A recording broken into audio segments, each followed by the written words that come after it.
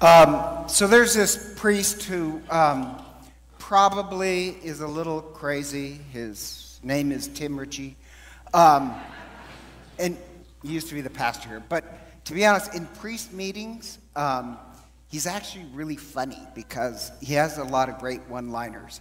And once we were in this priest meeting and somebody was proposing that, we come up with a bunch of rules and regulations, and Tim Ritchie stands up and says, "Why do we have to make it so hard for people to be Catholic?"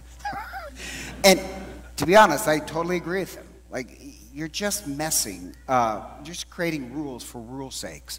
Or a couple years ago, I did this wedding at another parish, and it was amazing. So when I go to the parish, they hand me a rule book for the parish that, honest to God, was like this thick of rules that they have. Now, really, I'm not going to read that, but I'm very polite, so I took it and then threw it in the trash.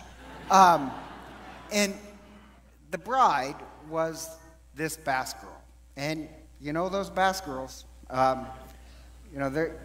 they do not get pushed around. So the one thing her husband wanted, the only thing he wanted was a bagpiper at the end of the wedding.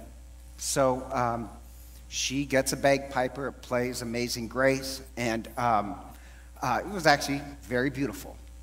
So a week later, somebody from the parish calls and says, "We have reports that there's a bagpiper in the wedding." And I said, "Yeah, there was." And she said, "Well, that violates rule number 270, Article 4. And I said, "Oh, okay." And they said, "Well," and they made the bride give a $100 deposit to follow all the rules. So she said, we're keeping her deposit." So I called the bride, and she said, "I don't care." And she says, "I don't care. It's the one thing my husband wanted." So here's the odd part. What I like about Tim and the Basque girls' reaction is that they don't get upset with the Catholic Church and say, "How dare you?" They don't leave the faith, but they know it's ridiculous. They know this is not the mission of the church to control bagpipers or, that's not our mission. And the problem is, and this is my thesis, if you allow your religion to be weighed down with a lot of trivialities, what you lose is the mission that Christ gave us. And you see that in the gospel today, where Christ sends out the 12 apostles. And he sends them out and he gives them these rules. And the first rule is keep it light. Take nothing with you. No money, no food, no luggage. You keep it light. And to me, he's just asking them, don't make religion a terrible burden. Keep it light. And it's kind of like this woman I knew, she died, but in her 70s and 80s, she hiked the Pacific Trail, which is absolutely amazing. But she was a very serious hiker, and she would get out and weigh every ounce that was in her backpack because it had to last several days. And when you're in your 70s and carrying a backpack hiking through the mountains, every ounce counts if you're going to make the journey. I think same thing for a church that has existed for 2,000 years. Every little thing you weigh down makes the journey that much tougher. That's why I think Christ said, keep it light, take nothing with you. But you can take sandals and a walking staff. And that's a symbol from Exodus, where God wants the people to spread throughout the world. Make the religion spread throughout the world. So when you see take a walking stick or sandals, that means we're supposed to spread this religion throughout the world. It's supposed to be mission territory. We're supposed to change the world. And when I say mission territory, I don't mean, like China or some godforsaken place like Canada. Mission territory for us is Meridian and Eagle. There's a parish that, and I think this is funny, when you left the parking lot, there's a sign as you're leaving the parking lot saying, you are entering mission territory. Here is where we make our commitment to God. But it's when you leave the parking lot when that's mission territory. That's when you're supposed to make the world a better place. And the mission is quite simple. He sends out the apostles 2 by 2. Why 2 by 2? Why not just one apostle? The 2 by 2 means community. Think of like Noah's Ark 2 by 2. It's little bits of community spread throughout the world. And that's the odd part. That's part of our mission, is to create true community in the world. And I really think community is desperately needed. True community. Not your Facebook community. Not a political community. Just true community where human beings truly care for one another. And if you don't think it's important, and I mentioned this before, you know our country has this opioid addiction? Except they've done this study, you can look it up on TED Talks, they've done this study. Drugs are very, they have this idea that if you take I don't know why I can't say it, but if you take one of those, it's so powerful, it will hook you for life and ruin your life. They are powerful, but what they found out with addictions is they are powerful, but if you have a lot of social connections, the power of the addiction wanes a lot.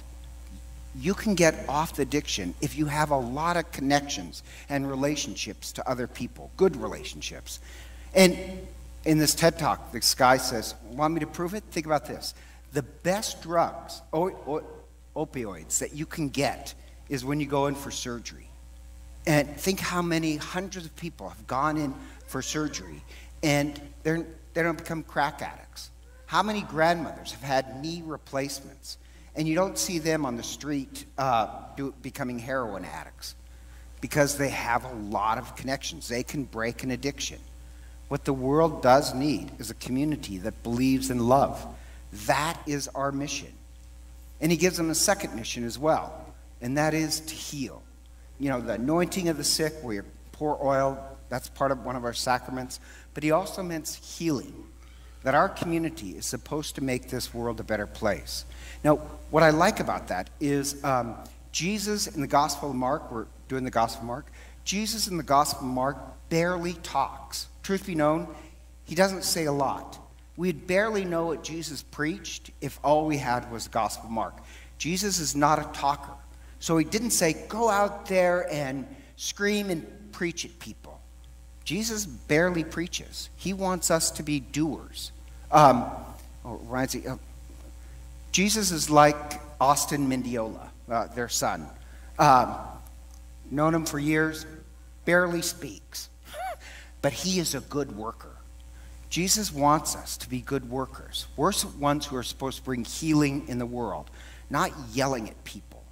And the problem is, if religion forgets what its mission is, then we have a lot of silliness. And that's what the purpose of the first reading with Amos. Amos is speaking to the religious leaders and the political leaders, and he said, his basic message is, you've turned religion into something selfish, where it's all about you. And they get upset. Now, modern religion does the same thing, where it's Jesus saves me. No, religion is supposed to make the world a better place. So Amos chews them out and say, you have become self-absorbed. You've turned religion into something that is selfish. And their answer is, hey, listen, the economy's booming, we have everything. And they say, you get out and do your preaching someplace else. And Amos, and I love this, says, I'm a farmer and a rancher. The reason why I can say this is because I'm outside your system. Sometimes the people outside the system can notice how crazy the system is. It reminds me of this interview with this D.C. lawyer, where the D.C. lawyer says, all these D.C. lawyers are exactly the same shtick, same stuff. They all drive these blue BMWs, all act the same. And the interviewer says, well, you drive a BMW. He says, no, mine's gray. If you're in the system, you don't realize how crazy the system is sometimes. Amos, he's saying, no, I'm a farmer and a rancher. Believe me, you have turned religion into something selfish. You do that, and you miss the mission that God has given us. It's kind of like this. Like, I love when the little kids come and for the collection, and this happened like 2 years ago, but I still think it's funny. This one little girl, she comes running up, and we move the basket down. So she comes running up, and she goes up the stairs because that's where the basket was, and it's not here. And she stops, and then she notices everybody's looking at her. And she's in this pink dress, and she starts to twirl because she had an audience. And I remember I was sitting back there thinking, she's lost focus of mission. Here's the odd part. Sometimes the Catholic Church is like a little girl in a pink dress. We've lost focus of mission. Our mission is to bring community to the world. Our mission in the Gospel of Mark is to bring healing into the world. And do you notice where Christ says he began to send the 12 apostles out? Why does it say began? Because he plans on continuing to send apostles out into the world. We are the descendants of the 12 apostles. We are the heirs of the 12 apostles. Jesus is giving us the same mission, to heal and bring community in this world. Tim Ritchie is right. His reaction, if you think it's about all these trivialities, you've lost focus of what our real mission is. Our mission is to bring healing into the world. I hope to God we do it. Otherwise, Amos is right. We're just selfish. And so, together, let us stand and profess our faith.